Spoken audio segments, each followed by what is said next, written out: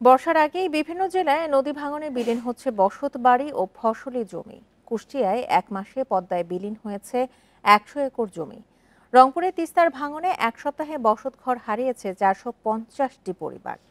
ভাঙন শুরু হয়েছে নোয়াখালীর বামনী নদীতেও।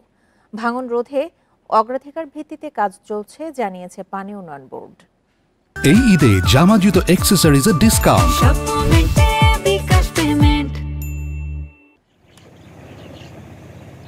পদ্মার ভয়াল আগ্রাসনে দিশেহারা কুষ্টিয়ার দৌলতপুরের মরিচা ইউনিয়নের ২৬,০০০ মানুষ।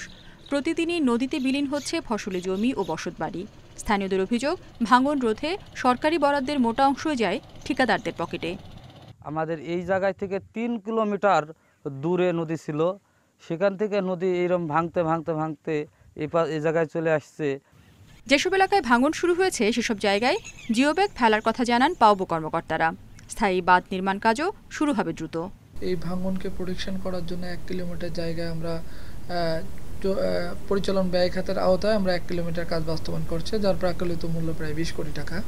সেখানে আমাদের এখন জিওব্যাগ ডাম্পিংয়ের কাজ চলমান আছে। তিস্তার ভাঙনে রংপুরের ৩ উপজেলা চরাঞ্চলে অন্তত ৮০০ বসতঘর ও ৫০ হেক্টর জমি বিলীন হয়েছে। পাউবো বলছে, বেশি ঝুঁকিপূর্ণ ২০ থেকে ২২ কিলোমিটার এলাকার বাঁধের সংস্কার কাজ চলছে। এখন তিস্তা দেখেন, এখনো অসময়, এখনো সময় আসে নাই, এখনো ভাঙতেছে।